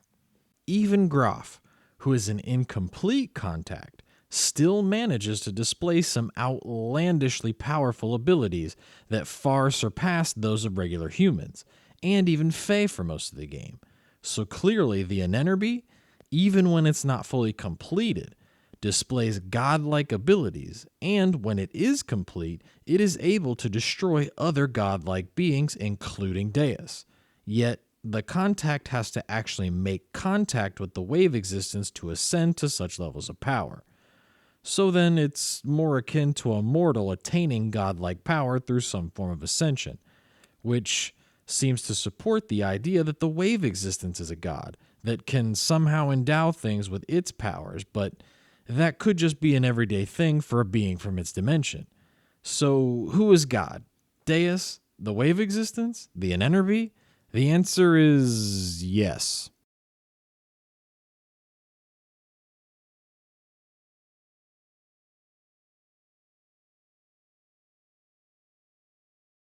Now that we're done with all the fun speculation, let's take a look at the similarities between Xenogears and its sister game, Final Fantasy VII. As you know from the beginning, there would be no Xenogears without Final Fantasy VII, and that they were developed side by side as sister games. As such, there are bound to be similarities and shared themes. We'll start with the obvious spiky blonde-haired elephant in the room and compare the protagonists. As I mentioned before, Soraya Saga came up with the idea of a soldier of fortune who had memory issues, and submitted it through Tetsuya Takahashi as an idea for Final Fantasy VII. The strange thing here is that Cloud Strife embodied all of those things, while Faye only displays memory issues. Considering that Detective Joe was never a thing in the finished game on any level, and that Cloud's memory issues became a central theme, you would figure that they would pay Soraya Saga at least some sort of tribute somewhere. But alas, only those who watch this video, or those who know about the history between these two games, will ever find out about this obvious bit of influence. And for the record, I'm not saying that everyone who is inspired by something should pay tribute to the things that inspired them, but it would certainly be a gracious thing if they did so. Next up, we'll be looking at how the two worlds compare to each other, specifically in the sense that both of them blend pastoral with technological. It must be said that Xenogears does a much better job of providing a logical basis for how scarce the technology is outside of certain areas, and the world of Xenogears has its technology spread about in a very sensical way. It certainly helps when your development team goes into it knowing the last 10,000 years or so of a planet's history.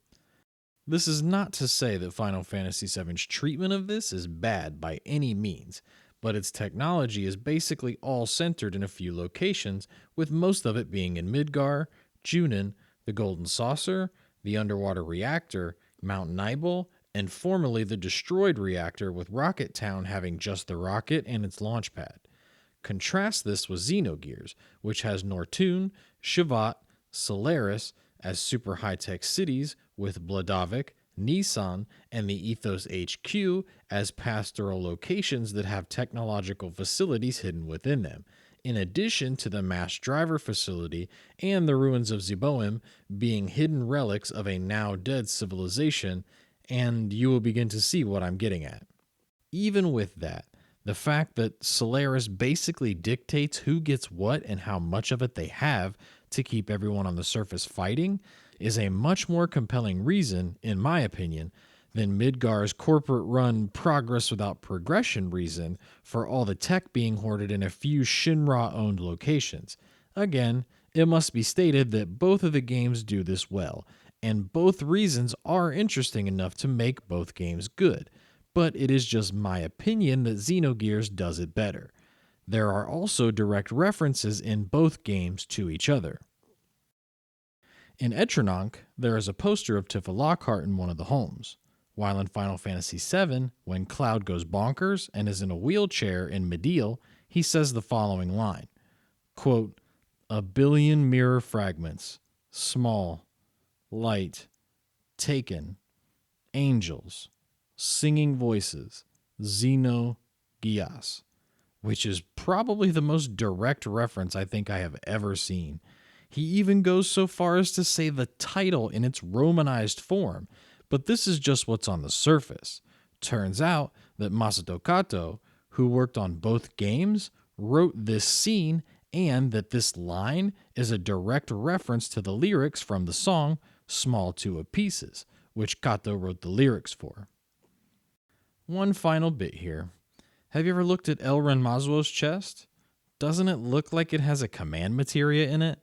Well, according to Junya Ishigaki, who was the mech designer for Xenogears, those yellow globes were directly inspired by the appearance of command materia.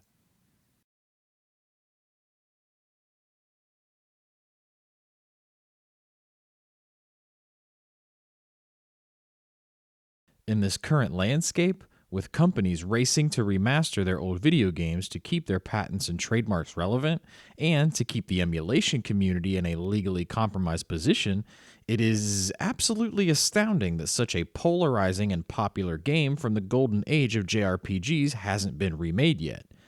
Well, sit back because your boy is about to put on the speculation suit once more. To start with, I have absolutely no idea what the status of Xenogears is with Square, and it's obvious that Takahashi has both moved on and hasn't, since the Xeno series, as it's now known, has continued on in two other franchises over the years. But it could easily happen since Monolith Soft is a developer that Square could certainly commission to remake Xenogears while they publish it. So then, why has this not happened? Well, if we look back at the reasons why Takahashi left, we may be able to at least speculate why it hasn't happened. Remember that Takahashi was disappointed that they were funneling more money into Final Fantasy even before he left, and if you add that to the fact that they denied him a chance to make the sequel because they fell short of 1 million copies sold by about 100,000 copies, then you've got a good recipe for sour grapes. So it makes sense if Takahashi is what is actually holding things up, but I could be totally wrong. So let's assume that I am wrong, and that Square is the reason. What are some of the reasons that they wouldn't want to make this happen? Well, first off, Takahashi left and took quite a few people with him. Add to that the fact that he ended up getting his next shot through Namco, who is one of Square's biggest and oldest competitors that spawned a franchise that has lasted just as long as Final Fantasy. Coupling that with the fact that Monolith Soft is now owned by Nintendo, and maybe there are still some unsettled feelings on their part in terms of hiring Takashi to develop new titles. But we can certainly see that Square has no problem releasing older titles onto the Virtual Console and in other formats like all the Switch ports of their classics. These factors, coupled together, would understandably make Square reluctant to work with Takashi again. Even with all of this, let me just say that if anyone from Monolith Soft or Square Enix watches this video, please listen carefully to what I'm about to say. It has been 22 years since Xenogears was released. It is time to put whatever issues you have behind you and remake this masterpiece. There are so many people just like me who loved this game and still do love this game in spite of and because of its flaws. I understand that both parties want to make money off of this game, and I flat out guarantee you that people would straight up buy a new system just to play a remake of Xenogears. For instance, I don't own any Nintendo consoles newer than a GameCube, but I certainly would buy a new one that featured a Xenogears remake. And with that, you would have even more people that would buy the game just to see what all of us old JRPG fans are going nuts about. And let's face it, JRPGs are nothing like what they used to be outside of a few amazing titles here and there. And that's a big reason why they have declined so much since the 2000s and beyond. But if both of your companies could get together and make this happen, you would have the potential to usher in a return to the golden age that was the PS1 era of JRPGs. Please do it. Please? I will beg if I have to.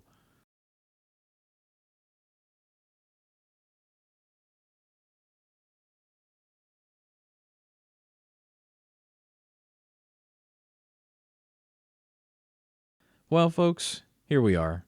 The end. If you made it this far, please allow me to thank you once more. It has been one of the greatest honors of my life to embark upon this project, and this is something that means a lot to me as someone who is such a rabid fan of this game. For 22 years, this game has stood at the top of my list, and Hideo Kojima's 2019 masterpiece, Death Stranding, is the only game to even come close to unseating Xenogears as the best game I have ever played. One more thing I want to say is thank you to all the people who contributed to the base of knowledge that exists for this game on the internet. From the study guide that inspired me to make this video, to the cutting room floor, to the Xenosaga wiki, to Fidormula and Pfeiffer 3 and the people who populate the game FAQs boards for this game, to the people on YouTube discussing the game and the countless other websites and forums out there, and even the websites of the past that have come and gone. Thank you all so much. Your dedication to this game over the past 22 years is nothing short of incredible. Big thanks also goes out to Tetsuya Takahashi and Soraya Saga and everyone on the development team who worked so hard under such intense conditions to give us this game.